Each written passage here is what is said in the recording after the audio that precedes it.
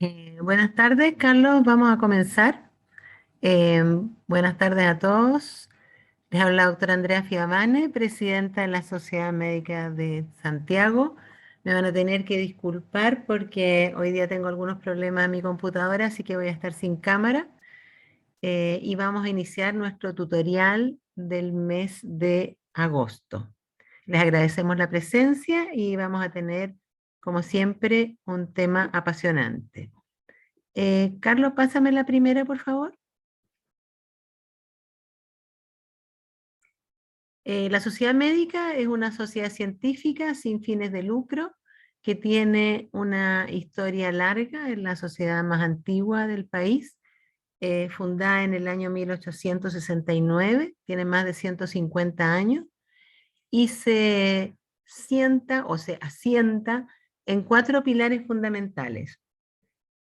Nuestros cursos de educación médica continua, que son cursos formativos, con tres ítems básicamente: los cursos de medicina ambulatoria para médicos de atención primaria, médicos de formación, los cursos modulares en que vamos revisando distintos temas, que vamos cambiando año a año, actualizaciones para todos los médicos generales, becados o especialistas que quieran estar al día, y el curso de medicina hospitalaria. Estos son cursos de muy buen nivel, hechos por nuestros mejores especialistas, los invitamos siempre a ellos. Otro de nuestros pilares es nuestra revista médica, es la revista de habla hispana más antigua, que ha tenido solo un origen, como es el caso nuestro. Es una revista también que cumple 150 años, es una revista de publicaciones chilenas, algunas extranjeras, los invitamos también a revisarla. Nuestro Congreso de Medicina Interna, fichado en este año para el último fin de semana de septiembre. En este año tenemos un congreso muy desafiante que habla de la medicina interna mirada desde lo ambulatorio al hospitalario. Nuestro secretario ejecutivo, el doctor Felipe Bustos, se ha esmerado en tener un programa extraordinario. Tenemos además, después de 2 años de pandemia, este año una modalidad semipresencial en que vamos a tener mañanas presenciales y el resto grabado, pero también la posibilidad de tenerlo todo online para que todo Chile pueda vernos. Los invitamos a participar, van a aprender mucho. Y nuestro cuarto pilar son nuestros chiches, nuestros ciclos de webinar, los tutoriales que desarrollamos en los peores periodos de la salud de Chile en el último tiempo, que fue el periodo de pandemia, para ir discutiendo con especialistas de muy buen nivel casos clínicos. Estos no son charlas de un experto sobre un tema que son de repente un poquillo áridas, sino que acá vemos casos y eso es lo que marca nuestra diferencia. El siguiente, Carlos. En el mes de agosto le correspondía a la SOCHINF, a la Sociedad Chilena de Infectología. Ustedes saben que vamos secuenciando sociedades filiales de la sociedad médica con hospitales y cada uno se va esforzando en tener la mejor presentación. Y hoy día tenemos un gran presentador con un tema que es posible que ustedes hayan visto en muchas otras presentaciones, pero hoy día tenemos un plus. El doctor Francisco Zamora es infectólogo del glorioso Hospital Barros Luco y del Hospital de Urgencia Asistencia Pública y docente de la Universidad de Santiago. Ellos son los que han llevado el mayor número de pacientes con nuestro nuevo problema de salud mundial, ¿verdad? Que es la viruela símica. El Hospital de Urgencia Asistencia Pública es donde hay la mayor experiencia nacional. Entonces nos va a hablar hoy día sobre esta patología alguien que tiene mucha experiencia, que ha visto más casos que ninguno de los otros speakers que ustedes conozcan. Así que los dejo con el encantador doctor Francisco Zamora, la pantalla es suya. Muchísimas gracias por la presentación, doctora Fiabane. Bueno, la verdad que es un honor, que agradecer a la sociedad médica y en especial a usted por la invitación. Y también al doctor Leonardo Chanqueo, que fue el presidente de la SOCHINF, que fue el que me invitó a que pudiéramos participar y contarles un poquito de lo que sabemos de la viruela símica. Creo que es importante dejar claro una cosa. Es verdad que estamos hablando de un virus que ya se conocía, ¿ya? No es un virus nuevo. Es un virus que con ciertos matices tiene distintas presentaciones con respecto a lo que nosotros conocíamos de lo que estaba básicamente confinado en África. A principios de año fue cuando dio el salto, ¿no? a Europa. Y tiene unas características especiales que lo vamos a comentar en la presentación. Es un orthopox virus, ¿ya? Que en este momento, efectivamente, o sea, tenemos un problema de una alerta mundial, la alerta sanitaria aquí en Chile también, y por lo tanto es muy importante que nos empecemos a acostumbrar a algo que da la sensación de que muy probablemente eh, se va a quedar por lo menos por un buen tiempo. Estamos hablando de algo nuevo entonces, un fenómeno nuevo, que el hecho de que haya salido desde África, ¿no? Es una zoonosis, donde ya las primeras alertas de las publicaciones científicas empezaron a aparecer en el mes de marzo, abril. Luego en mayo empezaron a aparecer las primeras comunicaciones rápidas y estudios de corte donde destacaba bastante, ¿no? Con pacientes que desde abril hasta junio del 2022 del New England. Luego tenemos una corte española y más recientemente esta corte también, que es muy interesante, que la vamos a conversar un poco en la presentación. Por lo tanto, es muy importante también que nosotros sepamos que esto es algo que es dinámico, ¿ya? La información que se va entregando es una información que va a cambiar de minuto a minuto. En este momento no existe nadie que sepa todas las respuestas tampoco que nosotros podamos tener. Lo hemos aprendido con la pandemia del COVID, ¿no? Donde básicamente nosotros vamos adquiriendo un poquito la experiencia de otros lugares, las publicaciones, conversando con los colegas de otros países, más en este caso en particular los compañeros de Estados Unidos o de Europa, para tratar de ir preparándonos lo mejor posible y ir entendiendo un poquito el fenómeno, ¿no? A mí me gusta siempre, la línea temporal es fundamental. Uno de los miedos que nosotros teníamos y las diferencias que existe con la viruela símica, que es propiamente africana, que allá lo más importante es que el periodo de incubación es muy largo, ¿no? En las primeras, en las publicaciones de las cortes que nosotros estamos teniendo actualmente, que son un número bastante importante de pacientes, se ve que se puede tener exactamente el contacto directo de que los pacientes han tenido y cuando empiezan a producir la enfermedad.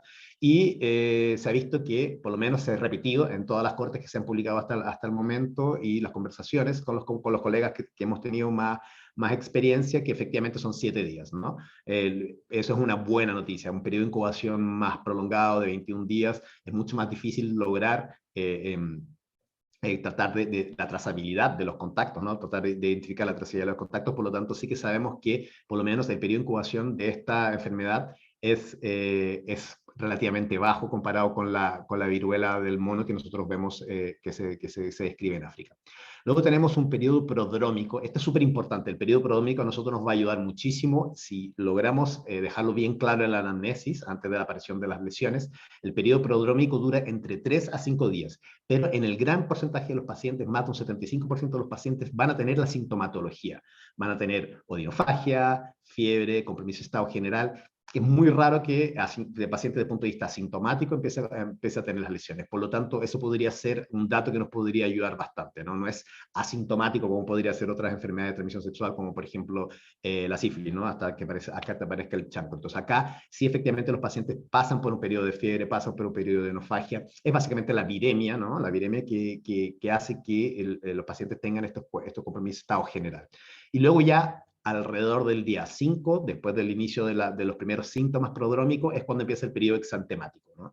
Donde ya aparecen las primeras lesiones exantematosas, ¿no? Que son las máculas, que son las lesiones eritematosas planas.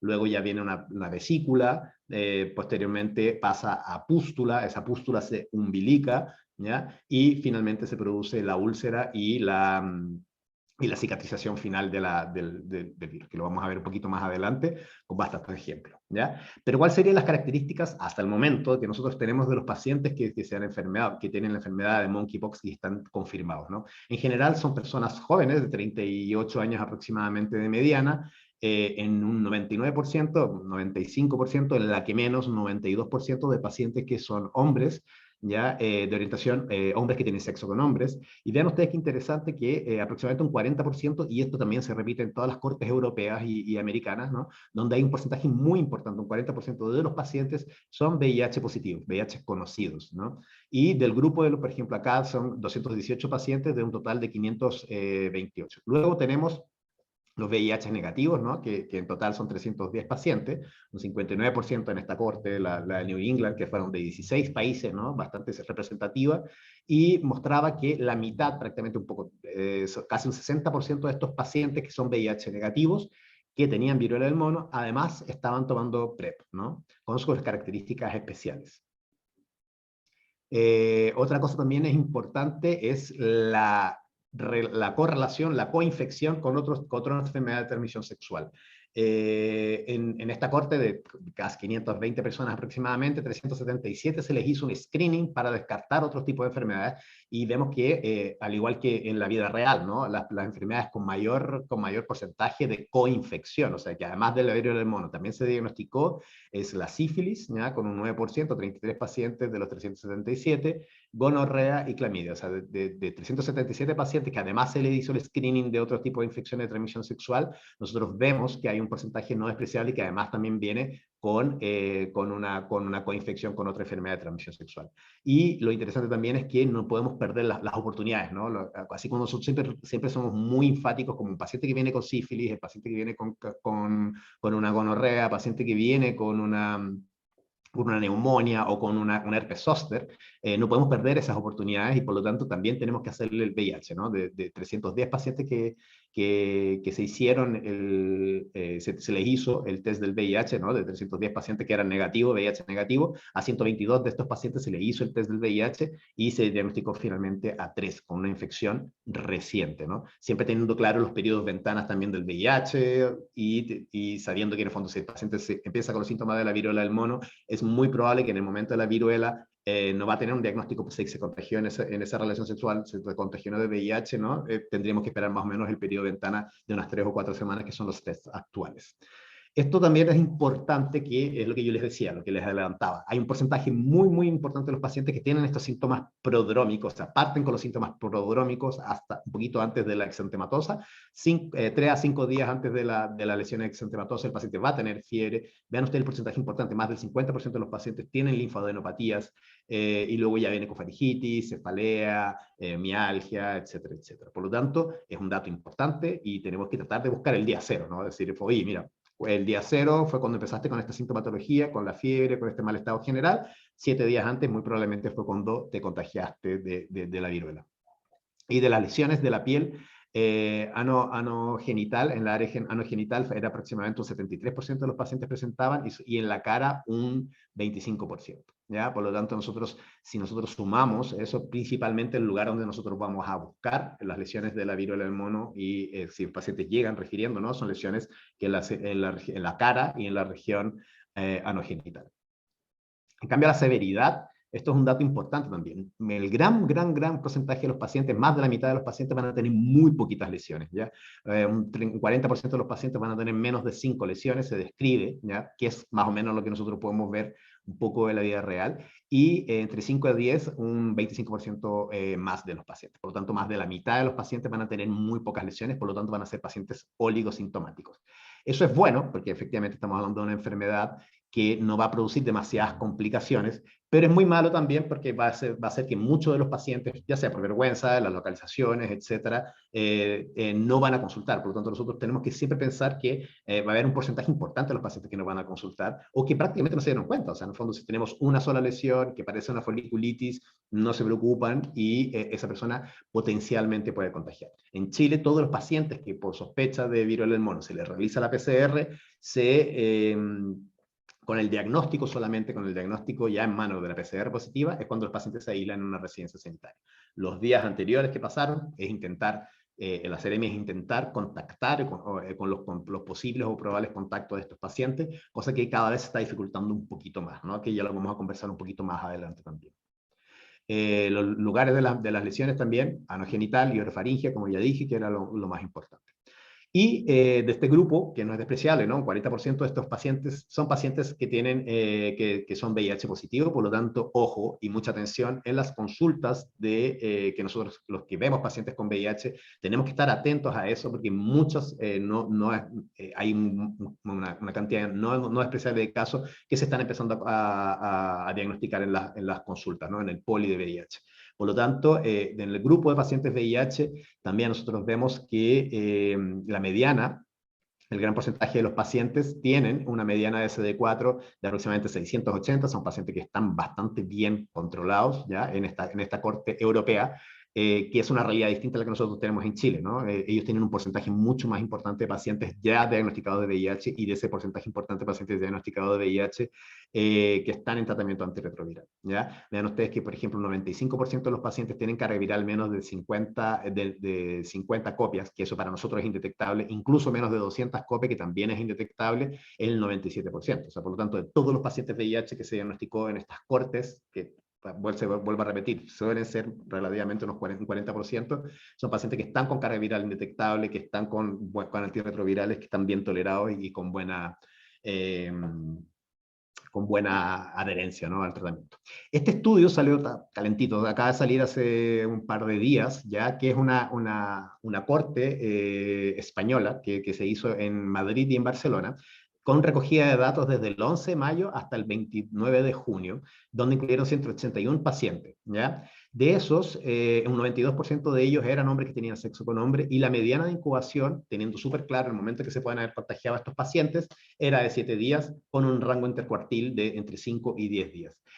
En este estudio en particular, ¿cuál es el gran descubrimiento que ellos hicieron? Hicieron porque en el fondo se calcularon y midieron la carga viral, cuantificaron la carga viral de las lesiones cutáneas que tenían los pacientes, las lesiones mucosas y las lesiones cutáneas, y vieron que la carga viral de estos pacientes era muchísimo mayor a la carga viral que se encontraba, por ejemplo, en un frotifaringio.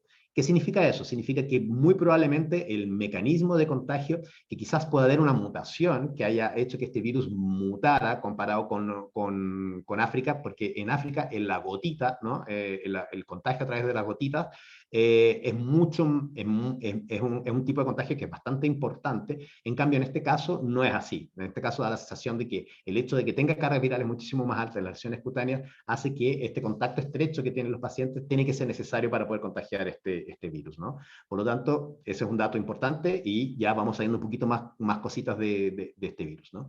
Un 40% de los pacientes, otra vez más se repite, 40% de los pacientes con VIH, de los cuales la mayoría son pacientes que tienen muy buenos CD4 y con cargas virales bastante bajitas, controladas. Pero 31 pacientes fueron con diagnóstico concomitante, o sea, en el fondo no está mal, un 17% de estos pacientes que se diagnosticó de viruela del mono. Además, también se aprovechó para el descarte de otras infecciones de transmisión sexual. De las complicaciones, vemos que un 40% de los pacientes tienen complicaciones, pero no son complicaciones severas, ¿eh? Solamente 3 pacientes tuvieron criterios de hospitalización, que es básicamente por el segundo periodo, que es la amigdalitis, ¿no? El gran porcentaje de los pacientes se presenta con proctitis, ¿ya? Que es una inflamación rectal con síntomas de proctitis, con tenesmo, con urgencia defecatoria, con dolor al defecar, ¿no? Que prácticamente se trata con analgesia y con tratamiento sintomático. Luego viene la amigdalitis, que los 3 casos de amigdalitis, 2 de ellos fueron porque el paciente no podía tragar siquiera, ¿ya? Con una amigdalitis importante, con úlceras también en las amígdalas, el edema peneano, abscesos y exantemas, ¿no? Que exantemas generalizados, pero básicamente se dice que son complicaciones efectivamente porque los pacientes requirieron un tratamiento adicional, requirieron un poco de tratamiento antibiótico, requirieron un antihistamínico, requirieron antiinflamatorio. Este estudio es lo de la corte de los italianos, cuando empezaron a aparecer, que es bastante útil. Lo primero aparece antes de esto, ¿no? El día 5, por ejemplo, nosotros tenemos el exantema, la lesión exantematosa. Este paciente particular es muy interesante porque en el fondo se vio cómo es la evolución aproximada, ¿ya? Con todas las variabilidades que tiene, que nos vamos a ver en los casos clínicos próximos, que les voy a presentar. Pero lo primero que aparece es una mácula, una lesión eritematosa, plana, que no es para nada llamativa, y luego en el día 6 aproximadamente nosotros ya tenemos la primera vesícula, ¿no? En el día 7 esta vesícula se forma en una pústula, donde además también acá se ve que está umbilicada, En el día 9 aproximadamente esta pústula ya se revienta, ¿no? Y puede producir esta pequeña úlcera umbilicada también. Y finalmente nosotros en el día 11 ya empieza el periodo de cicatrización de la enfermedad. Durante todos estos estadios el paciente puede contagiar de la viruela, por lo tanto nosotros decimos que dejan de contagiar aproximadamente en el día 21 cuando ya estén cicatrizadas todas las lesiones. Algunos pacientes se demoran un poquito menos, otros pacientes se demoran un poquito más, ¿ya? Por lo tanto, ahora vamos a empezar con los casos clínicos, vamos a tratar de ser un poco dinámico, esto es igual un desafío, pero vamos a trabajar en conjunto con Carlos.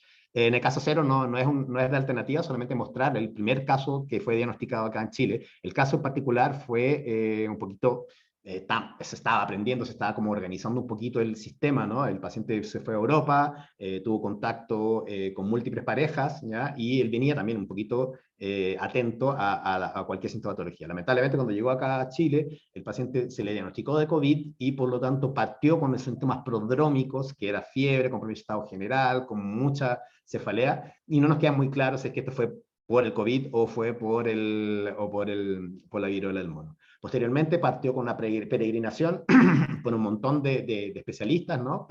Mostrando estas lesiones que se diagnosticaron como foliculitis, no tenía las características clásicas que nosotros habíamos visto de África, ¿no? Que era bastante diseminado, solamente eran pequeñas lesiones pustulosas, y esto fue cuando ya finalmente, después de dar muchas vueltas, finalmente se hospitalizó en la posta central, y donde tiene estas lesiones que son básicamente, que ya son úlceras con placas necróticas, ¿no? En la inguinal, vean ustedes que los bordes son un poquito más blanquecinos, y esta placa necrótica con un eritema importante. El paciente siempre se quejaba que tenía unas adenopatías, y es verdad, tenía unas adenopatías inguinales que eran bastante dolorosas. Esta secreción está por el lugar, por la humedad, se sobreinfectó, por lo tanto el paciente estaba con signos de infección, y el manejo que nosotros hicimos a nivel hospitalario, que esto también se puede hacer de forma ambulatoria, es quitarle esta placa necrótica, hacer curaciones un par de veces al día, ¿no? Y partir con 3 días de tratamiento antibiótico, no es necesario mucho más, y vean ustedes que ya casi a las 24, 48 horas las lesiones ya no tenían la zona eritematosa, ¿no? Las lesiones ya estaban prácticamente en periodo de cicatrización. Este fue el paciente 0, y vamos a partir entonces con los casos y ustedes van a votar, ¿de acuerdo? Entonces, este es el caso 1, que es un contacto directo del paciente índice, ¿ya? Es un paciente, por lo tanto, es un paciente que solamente tenía estas lesiones, que primero partió con esta mácula, ¿ya? Y después una pápula que se reventó inmediatamente, ¿no? Vean ustedes acá, tenemos esta pequeña pústula en uno de los, ¿no? Y acá tenemos otra pústula, una pústula en la muñeca, ¿no? Una pústula en el tórax y una pústula en el abdomen.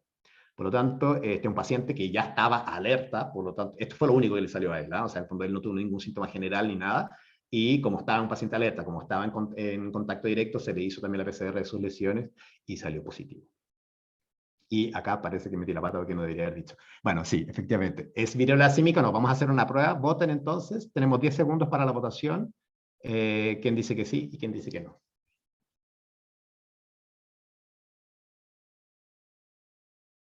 ¿Estamos bien, Carlos? ¿Se me escucha? ¿Te escuchas, Francisco? Están votando, Ah, yo creo, ya. ¿no? ¿Sí? ¿Sí? Ah, ya. Es que, no, es que debería aparecer Tenemos un como cuadro. 30 segundos para que voten. Ya. Ahí, Carlos, ¿o no? Él te muestra la... Ahí está. Uno que A mí no no te me, escuchó. a mí no me aparece el porcentaje. A ti no, yo te lo leo. Ya, vale. Porque Usted va a decir entonces. tú dijiste que era positivo, entonces Ya, entonces, escucharon, el creo. porcentaje de positivo. Pero aún así, hubo de 88, hubo 95% que votaron que era Ya. y un 5% que no. Que no se Ese fue convenció a pesar que de no la se PCR. Muy convenció. bien, está bien. Eso. Seguimos entonces. Gracias. Caso número 2.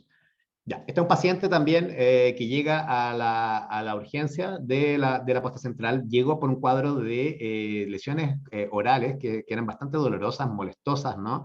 El paciente llega con fiebre, con estado general, y vean ustedes en la primera foto el rash cutáneo, que esto era generalizado. También lo tenía en tronco y tenía en extremidades inferiores. Y empezaron a aparecer estas pequeñas lesiones muy pustulosas. Esta apareció, por ejemplo, la que está arriba, la foto del medio. apareció un día antes que la lesión que estaba un poquito más abajo, ¿no? Y esta lesión que tenía en la mano, que era una pústula un poco más grande, y en este caso el paciente con compromiso de estado general y pues un poco de odinofagia que tenía, se le realizó un test de VIH que no era conocido y le salió positivo. La pregunta es, ¿esto será un caso de viruela símica? ¿Sí o no? Ya esperamos un poquito. Ya. ¿Tú no ves la No, foto de la... no me aparece los porcentajes, Ya, así que no te usted me preocupes. mejora, Esperamos, así. Mi colaboradora. esperamos un minutito que ellos voten y yo te lo leo. No te preocupes.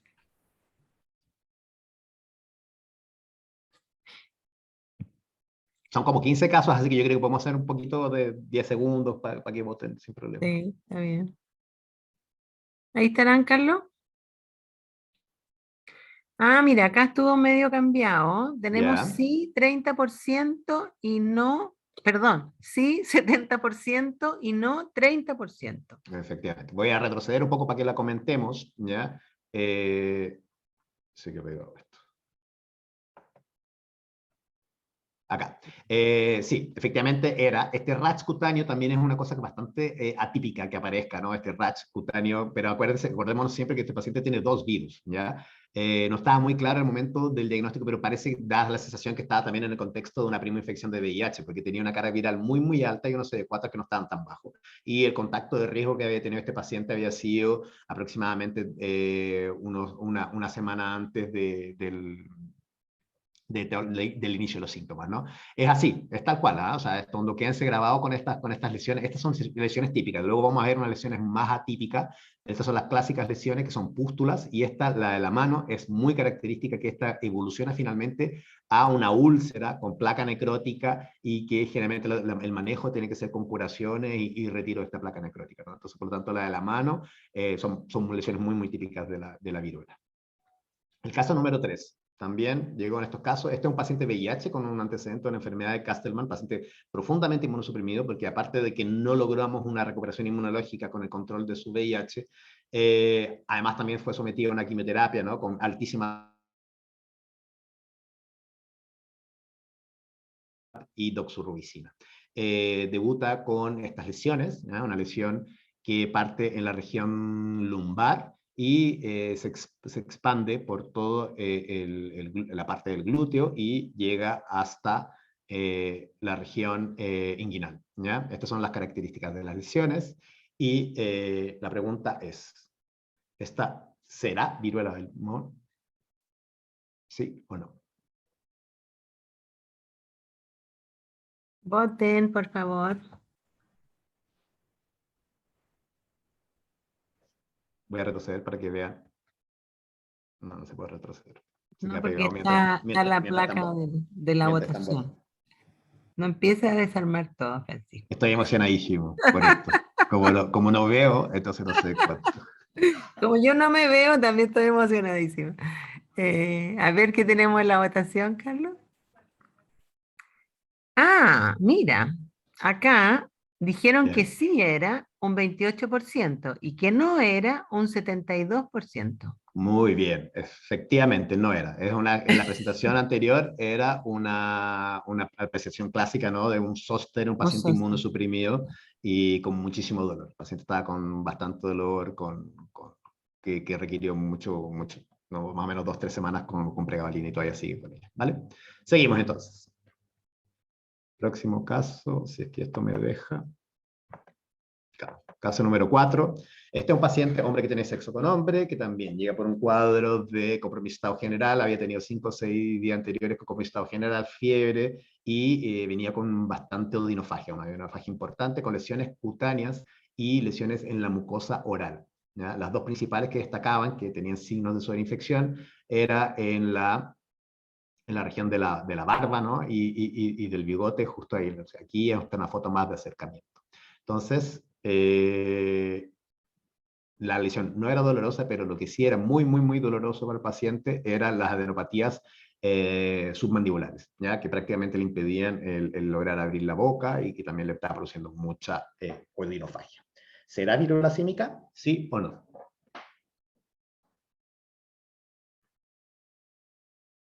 Voten, por favor.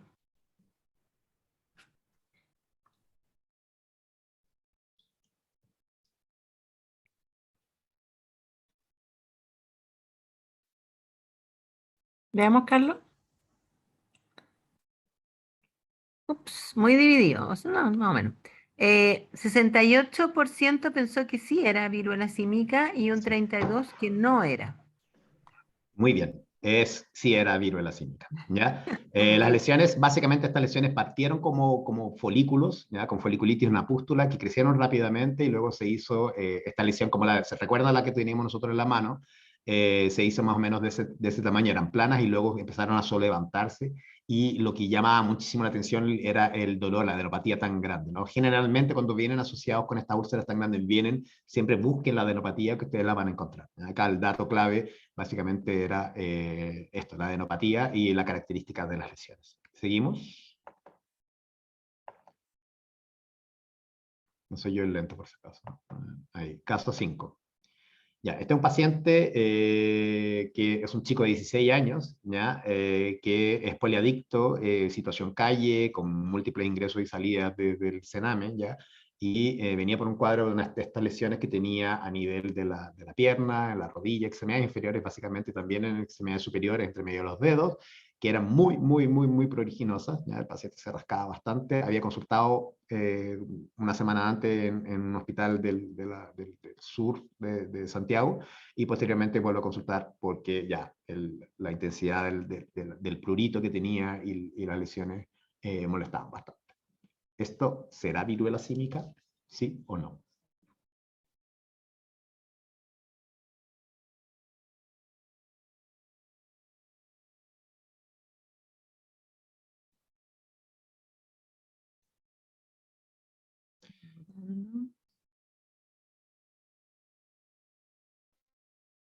A ver, Carlos, ¿qué dice la gente? Mira, 87 dijo que no era y Bien. 13% dijo que sí era. Muy bien, estamos súper de acuerdo. Ya, finalmente este paciente tuvimos suerte porque en el otro hospital donde acudió se aprovechó para hacer varios exámenes, entre ellos el VIH que salió negativo, sífilis que salió negativa, ya, efectivamente este paciente no tenía lesiones que eran características y la PCR le salió negativa. Y en el periodo donde estábamos empezando como a ver, ¿no? La gran variabilidad, la PCR le salió negativa de viruela símica y fue evaluado por dermatólogos que dijeron que era escabiosis. Siguiente, Escabiosis infectada. infectada, sí, son infectadas. Algunas tienen lesiones, son infectadas. Ya. Siguiente caso. Este es un paciente VIH, ¿ya? Que venía también por un cuadro había tenido una etapa de fiebre con estado general y acudió por estas lesiones, ¿no? Son una o dos lesiones escrotales, una en el pene. Vean ustedes la mucosa del pene como está afectada y esta lesión en el dorso de la mano, ¿ya? Es un paciente VIH con buena adherencia al tratamiento, con buenos CD4 y sin carga tirada. Acá en este caso el paciente no tuvo adenopatía y fue solamente esto, una lesión un poquito más, un poquito de edema peneano también en lo que tiene el paciente. Esto es, ¿será viruela símica? ¿Sí o no?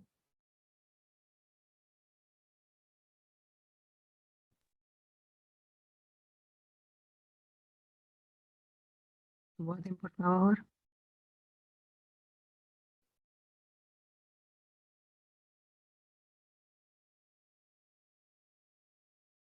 Veamos, Carlos.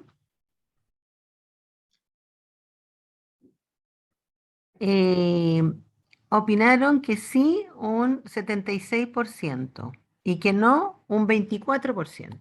Muy bien, ya nos vamos mejorando un poquito en afinar el ojo, ¿no? Esto es afinar el ojo, sí. Efectivamente, acuérdense que este paciente consultó ya con lesiones que eran de varios días de evolución.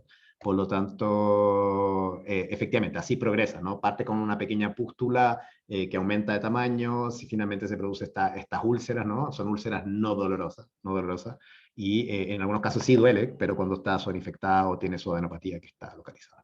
Es un Eso, paciente que Francisco, te iba a Sí, preguntar yo, cuando hay harta adenopatía, como tú decías en otro caso, es cuando están más infectadas, ¿sí? suele no, o sea, tienen adenopatías también cuando no están sobreinfectadas, ¿ah? Pero, Ya. por ejemplo, si es que son de la región inguinal, de la genitourinaria, ¿no? Si tiene lesiones inguinales y escrotales y penianas, sí que puede tener adenopatías inguinales, y en el caso de los pacientes que tienen lesiones en la cara y en la boca, ¿no? Esos pacientes tienen la adenopatía submandibular. Supongo. Sí. Ya, este paciente, no, un paciente que también, un paciente PPBI, ¿no? Un paciente que vive con VIH, que venía llegando, aterrizando prácticamente de España, había estado varias semanas por allá, y acude por la lesión, esta lesión, había bastante edema en la región de la nariz, ¿no? Con esta úlcera, con bordes bastante bien definidos, y esta lesión en la región del muslo, ¿no? Proximal, cerca de la región inguinal. También este paciente sí que venía tuvo fiebre 4 o 5 días antes y la adenopatía. ¿Esta será viruela símica?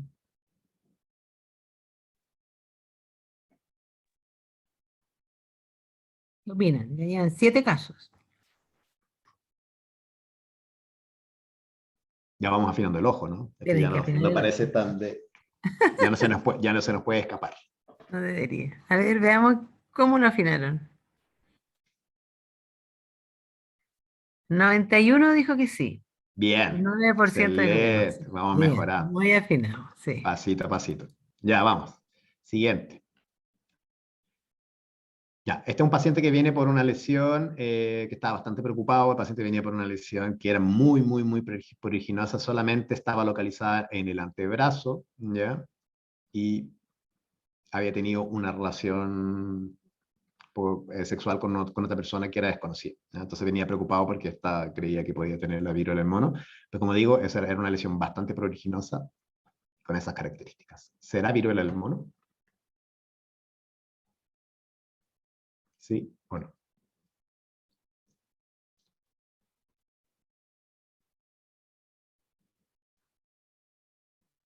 veamos. Veamos qué votaron. No, un 97%.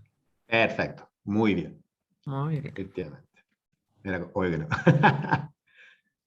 También es muy importante, ¿ah? Muchas veces van a acudir pacientes que van a estar un poco más ansiosos, más angustiados, es importante que nosotros seamos. Y siempre tener claro que es una gran variabilidad, ¿no? De la presentación clínica.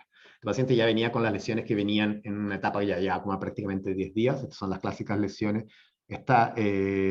Sí, voy a saltarme porque la verdad que es como para que ustedes vean que son las clásicas. El paciente contaba que estas lesiones habían aparecido hace 10 días, partieron como una mácula, posteriormente una pústula, se ulceraron y ya están en franca etapa de cicatrización. Y además también vean ustedes que en el mismo periodo, cuando las lesiones peneanas estaban ya cicatrizadas, le apareció esta pústula en la palma de la mano, ¿ya? O sea, ¿qué significa eso? Significa básicamente que cada cierto tiempo este virus, en los primeros 10 días, ¿no? Aproximadamente, no sabemos cuánto en exactitud, va haciendo viremias donde se va localizando el virus en otras localizaciones. Por lo tanto, eso que se decía que todas las lesiones tienen el mismo estadio, no es verdad, ¿ya? Pueden tener diferentes estadios sin ningún problema, ¿vale? Por lo tanto, esta sí era viruela símica. En el caso número 10, este paciente también venía con estas lesiones que tenían aproximadamente 10 días de evolución, ¿ya? Ya estaban prácticamente cicatrizadas. Es un caso muchísimo menos dramático que el otro que vimos nosotros, ¿no? Con estas lesiones periorales, pero acuérdense que entre las periorales y las genitales, más del 75% de los pacientes van a tener en esa localización, ¿ya? Estaba efectivamente eritematosa, pero ya efectivamente cuando el paciente se acercó, ya estaba en etapa de cicatrización, y requirió de todas formas igual el ingreso hasta que desapareciera completamente. Este es un chico también, hombre que tiene sexo con hombres, que partió con lesiones que partieron pústula. Vean ustedes del antebrazo, partió con esta pústula que partió con una mácula, ¿no? Y es la que tiene en el antebrazo, pero partió con una lesión similar. Él describía que la del antebrazo era muy similar a la que tenía en esta región como de la cresta ilíaca, ¿no? Entonces, y la del pubis. Dice que partió así, como una lesión eritematosa, que poco a poco fue creciendo, se ulceró. Vean la segunda foto, donde está esta úlcera con este borde que está bastante bien definido, ¿no? Y con esta lesión muy, muy eritematosa. Nos causó muchísima duda, pero igual nosotros le hicimos la PCR. Entonces, ¿este paciente tenía viruela símica? ¿Sí o no? Voten, niños. Este me siento un poquitito diferente. Tiene diferencia. Veamos qué opinaron. Sí. Ah, mira, 89 pensó que era y Sí. 11 que no era. Muy bien, efectivamente, era. O sea, este paciente, cuando tratamos de buscar un poquito la explicación, esta lesión básicamente es un paciente que tiene una piel muy, muy blanca, que es un paciente atópico y que puede haber hecho que en el fondo estas lesiones eritematosas crecieran un poco más de lo que nosotros estábamos acostumbrados a ver, ¿no? Con un paciente hiperreactivo y que finalmente ustedes ven que ya prácticamente las pústulas crecen rapidito y hace su úlcera. No es que esté sobreinfectado, no estaba caliente, no tenía signos de sobreinfección, no tenía secreción purulenta tampoco por la lesión. ¿Vale? Veamos el siguiente caso. Este es un paciente que solamente tenía estas lesiones. Vean ustedes el glande desde arriba, ¿no? El glande donde está el guante y la región como de la mucosa peneana, con múltiples lesiones y sin adenopatías, sin otras lesiones en otro lado, ninguna otra sintomatología, tuvo leves molestias como estado general y tenía una adenopatía, pero muy, muy pequeña, prácticamente impalpable en la región inguinal. Entonces, este paciente tiene o no tiene viruela del mono. Vean ustedes las lesiones como eran, las características, la conversamos después de la votación. Voten, por favor.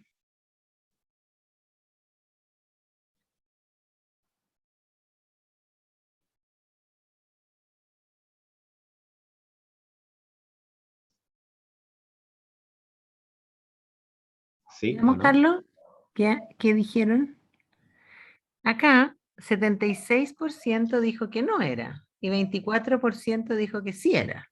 Bien, así no me siento mal, porque cuando yo la vi, también me matriculé y dije que bajo ningún concepto era. No es una presentación clásica, a mí me parecía muy moluscus, ¿no? Parecían lesiones de molusco, que tampoco se presentaba, no era una presentación muy clásica de molusco, ¿no? Pero yo en mi negación diciendo así como, no puede ser, porque a mí me dijeron que tenía que tener pústulas y aquí solamente tenía lesiones en la mucosa y el paciente no tenía más lesiones en ninguna parte, apenas una adenopatía, no tuvo pródromos, por lo tanto yo me matriculé y dije que no era.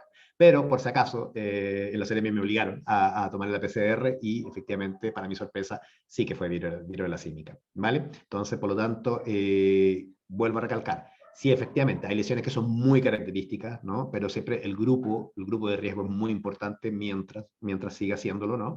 La anamnesis también tiene que ser muy clara y tener claro también en la variabilidad de las presentaciones. Esta es una presentación muy atípica, ¿no? Por lo que nosotros hemos visto, pero también hubo sorpresas. Este paciente, también hombre que tuvo sexo con hombre, que viene por estas lesiones, múltiples lesiones. Yo creo que este es de los que más ha tenido, por lo menos acá en Chile, que nosotros hemos visto. Acá tuvo bastante fiebre, con estado general. Vean ustedes en la segunda foto, ¿no? Las características de las pústulas umbilicadas, con costras, ¿ya? En la región del tórax, en el abdomen, prácticamente eran aproximadamente entre 30 a 40 lesiones que tenía el paciente, ¿vale?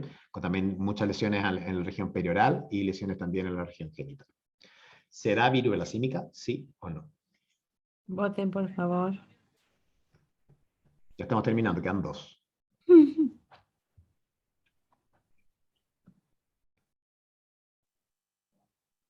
Veamos qué opinaron. Sí, 96%, no Perfecto. 4%. Muy bien, perfecto. Las lesiones son clásicas, están muy claritas, todas se umbilicaron, también el periodo de cicatrización fue exactamente lo mismo, con los síntomas prodrómicos, ¿no? 3 o 4 días, empezaron a salir, primero aparecieron las genitales, posteriormente aparecieron las orales, y luego ya en el resto del cuerpo, de la superficie corporal. Siguiente. Esta es una mujer que también acude por estas lesiones que aparecen en el dorso del dedo, ¿no? La región lateral del índice. sin ningún otro síntoma añadido, ¿no? Solamente sensación de electricidad y dolor. ¿Será viruela símica? También se le hizo la PCR.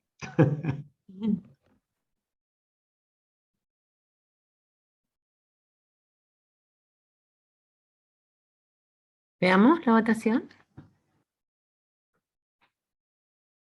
No, 92%. Sí, Perfecto. 8%. Muy bien. Muy bien. Estamos claros. Sigamos.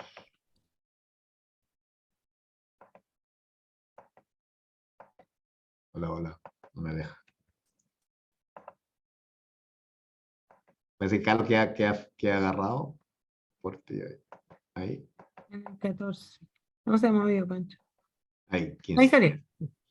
Ya, este es un señor diabético, 65 años, un diabético muy, muy mal controlado, ¿ya? Llega por un cuadro de poco de disnea y con estas lesiones en el extremidad inferior, ¿ya? El médico que lo vio lo presentó para la Ceremic, para que se fuera a la residencia sanitaria. Había tenido un antecedente, un contacto sexual, más o menos unos 15 días antes aproximadamente, ¿vale? Las lesiones eran bastante grandes, ¿eh? Bastante grandes, ulceradas y no eran dolorosas, pero sí que producían bastante edema en las extremidades inferiores. ¿Será viruela símica? ¿Sí o no? Voten, por favor.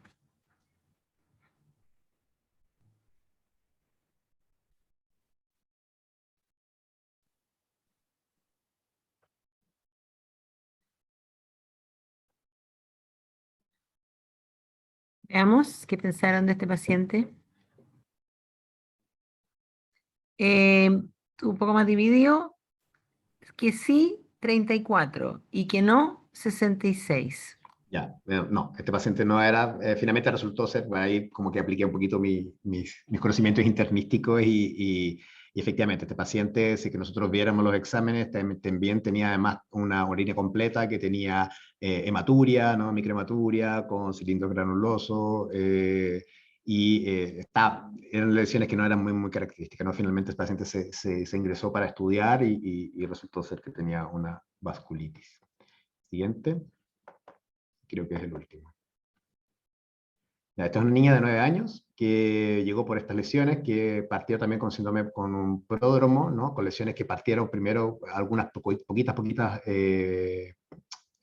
ampollas, por lo tanto, después vesículas, luego ya se hicieron pústulas y algunas estaban con etapa de cicatrización. Ven ustedes acá en el dorso, tienen algunas que ya están con la cicatriz propiamente tal y otras que están recién empezando, ¿no? Y otras que acá como en la del brazo, que es una pústula propiamente tal. El dorso prácticamente igual y lo que destacaba era que era tremendamente pruriginoso, tremendamente pruriginoso. Estas lesiones estaban en la cara, en la región genital, en la axila, interglútea, piernas, etcétera, etcétera. ¿Será viruela símica? ¿Sí o no?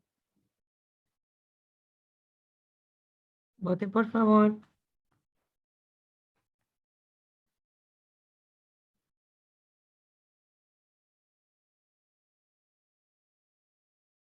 Veamos.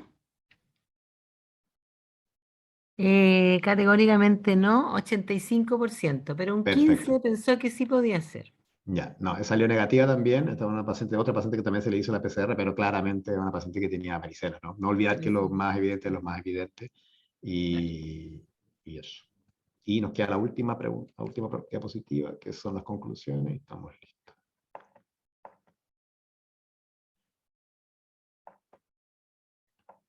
Aquí. Muy bien. Entonces, por lo tanto, es súper importante los mensajes que les quiero dejar a ustedes con respecto a esta presentación y esta enfermedad, es que la viruela símica prácticamente en un gran porcentaje de los pacientes, en casi un 80-90% de los pacientes, tienen lesiones que son en la región genital, la perianal y en las regiones orales, cuando nosotros tenemos que ver, y las complicaciones más frecuentes, que suelen ser bastante leves, son la proctitis y la amigdalitis. La gran variabilidad es súper importante, nosotros ya lo vimos, una gran variabilidad de presentaciones, por lo tanto tenemos que estar alerta, tenemos que cambiar el nivel de sospecha, tenemos que bajar un poquito nuestro nivel de sospecha, no matricularnos 100%, que nos podemos equivocar. y eso significaría básicamente que el paciente estuviera transmitiendo la infección a otros pacientes. No tiene grandes complicaciones, sí, pero acuérdense que siempre buscar en la región cutánea y la mucosa. Tampoco olvidar que tenemos que hacer screening, test de screening de otras de enfermedades de transmisión sexual. Esta no se considera una enfermedad de transmisión sexual propiamente tal, ¿no? Pero los hisopados de lesiones cutáneas muestran que tienen efectivamente mucho más cargas virales, por lo tanto, para diagnosticar tenemos que seguir con los hisopados de las lesiones cutáneas, combinado con una buena anamnesis de antecedente de exposición sexual, distribución de las lesiones también que sugieren el contacto estrecho, ¿no? Y probablemente la ruta de transmisión dominante en el brote actual es esa, ¿no? Contacto estrecho, que es básicamente el riesgo que tenemos más para poder hacer contagiarnos de la viruela. ¿Vale? Con esto termino y quiero agradecer la atención de todos y la participación, que estuvo súper buena. Gracias. No, pero no hay gracias todavía, pues, Pancho. Tenemos que hacer preguntas, así que no se ande despidiendo. Tenemos una pregunta del público, pero los invito por favor a preguntar. Él fue muy claro en su exposición, pero es bueno que quedemos muy bien informados. Entonces te preguntan, ¿la ausencia de síntomas sistémicos no descarta la enfermedad? No, la verdad que la suerte que tenemos es que más que no descarta la enfermedad, pero sí que ayuda como apoyo del diagnóstico, ¿no? Si tenemos un paciente que viene por pústula en la región genital, la región oral, etcétera, etcétera, con una pequeña adenopatía y que tuvo síntomas prodrómicos, nos apoya muchísimo para poder diagnosticarla. Pero que si llega ese mismo paciente con las mismas lesiones, pero no tuvo prodromo, no lo descarta del todo. ¿Vale? Pero por lo tanto, el hecho que sí haya tenido síntomas prodrómicos nos reafirma un poco más en tratar de insistir en hacer el diagnóstico. Correcto. Cuéntame un poquito, porque claro, las lesiones, algunas de las que mostraste son súper evidentes, pero probablemente de lo que han visto ustedes, ¿con qué es con lo que más lo confundimos? ¿Cuál es el diagnóstico diferencial principal de las lesiones cutáneas? Porque lo otro existe o no existe, ¿cierto? El principal lejos, con mucha diferencia, es el zóster. ¿Ya? Como lesiones del zóster es clarísimo y nos ayuda muchísimo eso, buscar que en el fondo las lesiones están distribuidas en un solo dermatoma cuando son monometaméricas, ¿no? Y el tema del dolor también nos ayuda como a hacer el diagnóstico diferencial. Pero lejos, de la mayoría de los médicos, lo que más se confunden es con el herpes zóster, ¿vale? Te preguntan si las lesiones iniciales tienen que ver por el lugar donde se produjo el contacto. Sí, exactamente. Las primeras lesiones son cuando hubo un contacto con alguna lesión de otra persona y ese contacto hace que efectivamente sea la puerta de entrada del virus y posteriormente hace estas viremias y se empieza a alojar en otras partes, ¿no? Por lo tanto, por eso puede ser esa lesión. Y otras cosas que también siempre preguntan es con respecto a al ¿Te congelaste, Pancho? mano. ¿Aló? ¿No? ¿Me escuchan? Sí. Repítelo, Ahora sí. porque Ya, sí. que efectivamente. Y lejos es ese momento, o sea, la lesión primaria suele ser el lugar donde hubo un contacto estrecho con otra pústula o otra vez úlcera o vesícula de una persona que sí que tenía el virus, ¿no? Esa sería la puerta de entrada y sería la lesión inicial. Y posteriormente las otras que van saliendo, van apareciendo, son de estas viremias que va produciendo el paciente y se van alojando en otras partes del órgano, ¿vale? Pero generalmente predomina oral y genital y oral y rectal. Eso. Ah, ok. Interesante sí lo que recalcaste, que esto era muy supuestamente sabido, porque como tú bien dices, esto como el COVID son puros supuestos que después no son. Em, que a diferencia de la varicela, que siempre tiene muchos estadios las lesiones, acá supuestamente todas estaban en la misma situación, no es así, también puede haber lesiones en distintos Sí, estadios, ¿cierto? exactamente. Te Existen preguntan, definitivamente y la gran mayoría de los casos las tienen en distintos estadios. Eco, ¿cómo se maneja la lesión dérmica? Ya, la lesión dérmica generalmente no pican de forma, no son más pruriginosas, también es muy poco el porcentaje de los pacientes que se sobreinfectan, ¿no? Entonces, generalmente es súper importante que, ya sea que estemos en hospitales grandes o en hospitales más chicos, que el flujograma, empecemos a organizar un poquito el flujograma. Si nosotros tenemos en el poli, en la consulta, un paciente en el box, ¿no? Un paciente que tenemos sospecha que sean lesiones que sean compatibles. Es importante que en el flujograma, lo primero que hay que hacer es avisar a la Seremi, ¿no? La Seremi pregunta un poco los datos epidemiológicos, uno describe un poco las características de las lesiones, y si a ellos les parece, habría que se toma la decisión en fondo de tomar la PCR, ¿vale? Entonces la PCR de la viruela del mono se manda al ISP finalmente, y básicamente hay dos tipos, ¿no? Hay algunas PCR en el que se hacen en otros laboratorios, que puede ser con medio líquido, en cambio en la del ISP es seco, ¿ya? Entonces lo que se hace básicamente con un hisopo, ¿ya? Un gran cotonet, y se rompe el techo de la lesión, ¿de acuerdo? Y se hace con la base y trata de llevar un trocito de costra o un trocito de techo de la ampolla o de la vesícula o de la pústula para que se pueda analizar en el ISP. Preguntan ahí, ¿quién toma la muestra? La tiene que El tomar ISP. en ¿Ah? general, la toma el médico que tiene la sospecha. Por ejemplo, en el Barluco nosotros tenemos un gran apoyo que son los compañeros del Lucio Córdoba, ¿ya? Entonces nosotros cuando tenemos un paciente que tengamos sospecha de viruela, nosotros lo mandamos directamente al Lucio Córdoba, y allá en el Lucio Córdoba el médico que está de turno, el que recibe el paciente, le hace la evaluación, se notifica a la Seremi, y si la Seremi da el vamos, ¿ya? Que prácticamente ahora también, al igual que nosotros, están aprendiendo que esta gran variabilidad de expresión de la enfermedad hace que le estamos haciendo prácticamente a todos la PCR, y claro, salvo que se descarte que efectivamente por un zóster, que sea algo muy evidente, ¿no? Nosotros le hacemos la PCR, y la toma de muestras la realizan ahí. Pero en otros hospitales, por ejemplo, la toma el médico del servicio de urgencia, y ya deberíamos empezar a hacer las tomas en el UNACES. El sitio ideal para hacer este lugar sería el UNACES, porque están acostumbrados, porque tienen mucho más experiencia, y porque lo ven de forma mucho más integral estos pacientes, ¿no? Correcto. Nos preguntaban bastante sobre el protocolo ministerial de la El enfermedad. pro- sí, el ¿Mm? protocolo ministerial es un poco eso. La definición de caso es fundamental. Ya al principio, al igual que en el COVID, exactamente, al principio la definición de caso era un paciente que viniera directamente desde de un lugar donde había la infección, ¿no? Pero posteriormente ya, con el momento de que es la dificultad que tenemos para hacer la trazabilidad de los pacientes que tienen PCR positiva para viruela símica, hace que esa variabilidad hace que, el gran porcentaje se perdió, la trazabilidad se perdió, ¿ya? Entonces, al perderse la trazabilidad, ya tenemos contagios a nivel comunitario, y aún, por lo que hasta el momento no ha saltado a otra población que no sea, ¿no?, de hombres que tienen sexo con hombres. Por lo tanto, la parte epidemiológica todavía sirve bastante. Y otra cosa de la definición de caso es una persona que fue contacto efectivamente directo con un paciente que tiene diagnóstico de la viruela, y ese paciente se quedaría como en observación, ¿no? Y a partir del momento que le salga la primera lesión, es cuando nosotros le hacemos la PCR. No tenemos ninguna posibilidad de hacer PCR al paciente que no le haya salido lesiones, ¿ya?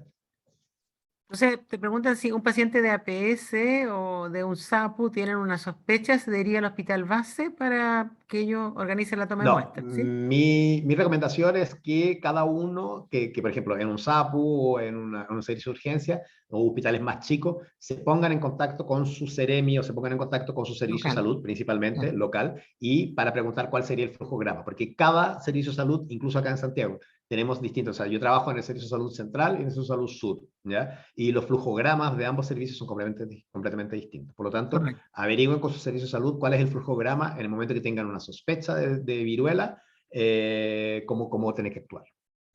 Correcto. Acá te soplaron que en el Lucio Córdoba la toman las enfermeras, la, Ah, la, muy la, bien. la PCR. Em, Felicitaciones. te preguntaban también a propósito de las lesiones si dejan alteración estética, o sea, cicatriz. Mm. Es muy pronto. Los pacientes que son más leves, no, definitivamente, pero conversando un poquito con los colegas que son de la residencia sanitaria, ¿no? Prácticamente se dan sin ningún tipo de lesión. Ahora, los pacientes que tienen estas lesiones muchísimo más grandes, ha pasado muy poco tiempo, pasa ver en fondo si es que se recuperan completamente o no. Como la varicela, cuando es más o menos el mismo. Claro. En el periodo prodrómico, ¿el paciente contagia o no? En el periodo prodrómico, sí, contagio.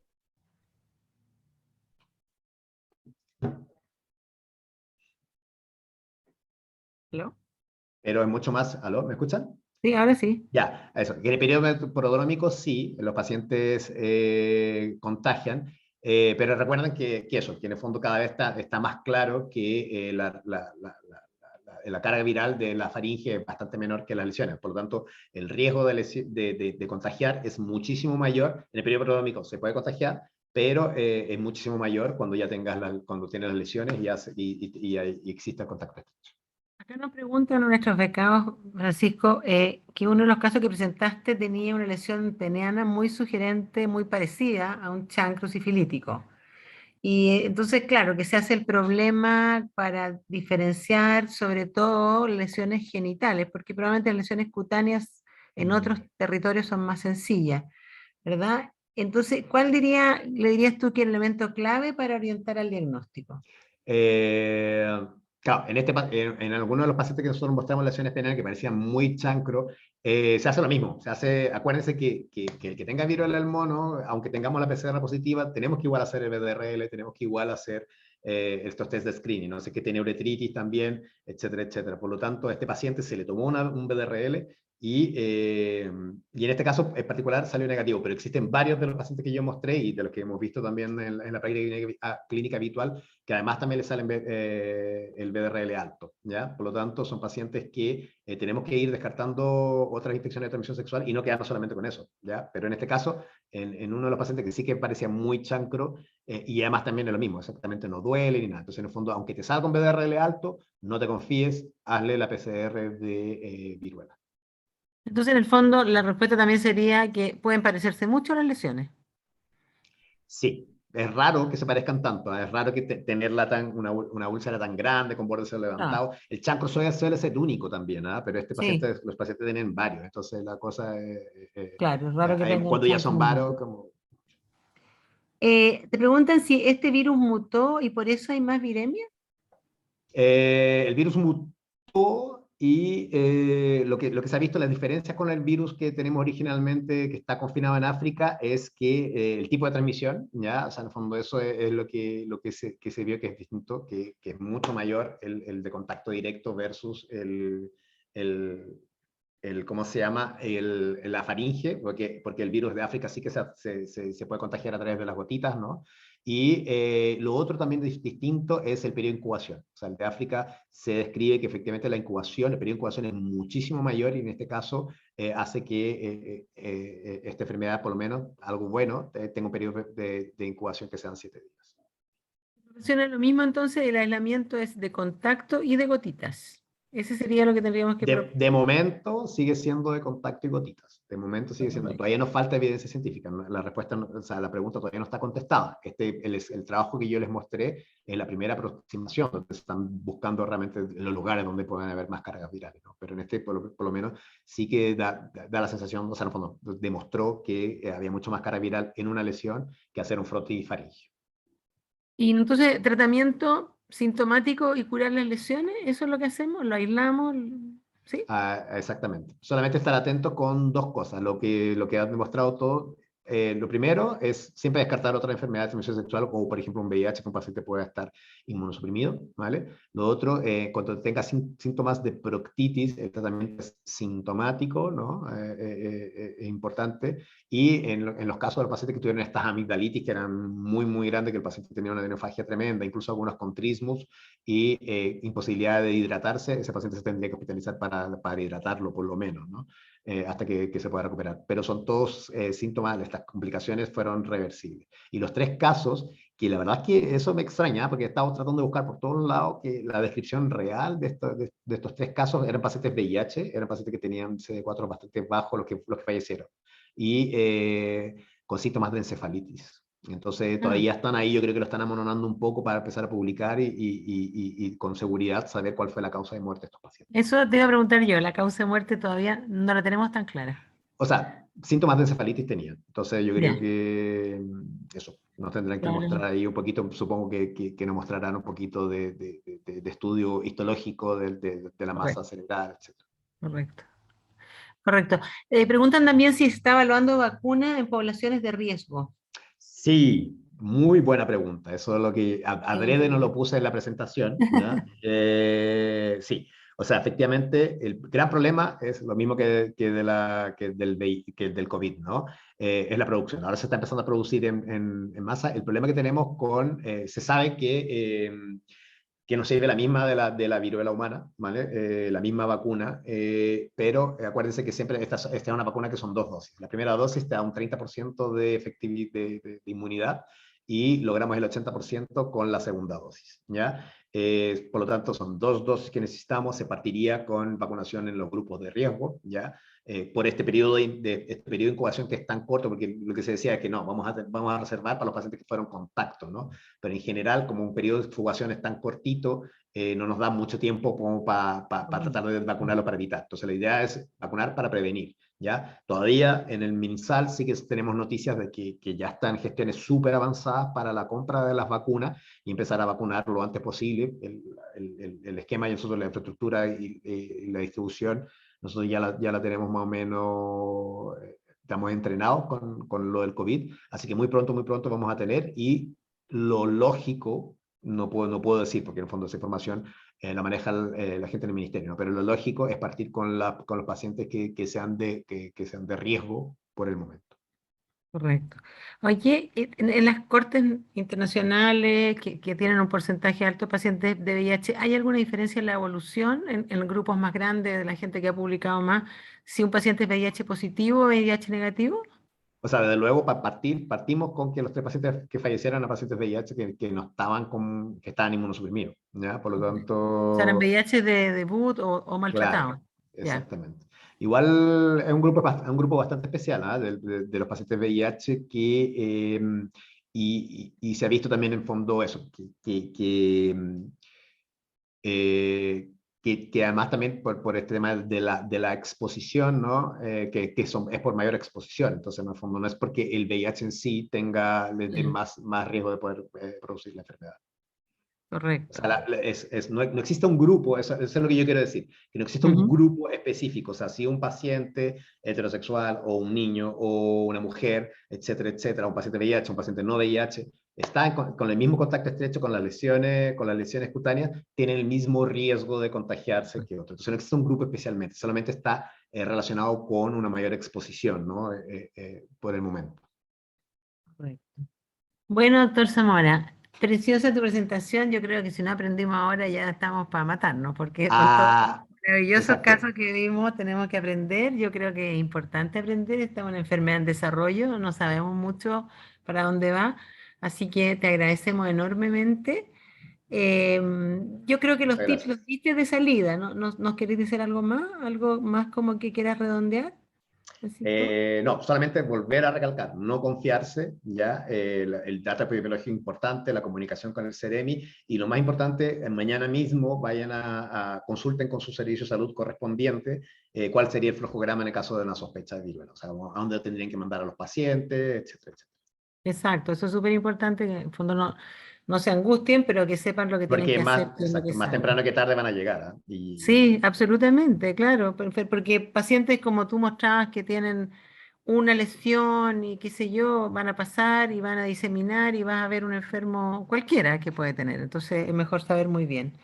Bueno, agradecemos enormemente a todos nuestros asistentes y por supuesto al doctor Zamora, que yo recalco, hizo esta presentación en un tiempo récord y fue extraordinaria, así que muchas gracias, doctor Zamora, nuevamente. Disculpas de nuevo por estar anónima, medio anónima en esta sesión y nos estamos viendo. Muchas gracias, Muchas buenas gracias, noches a gracias. todos. Hasta Chao. luego. Chao, chao.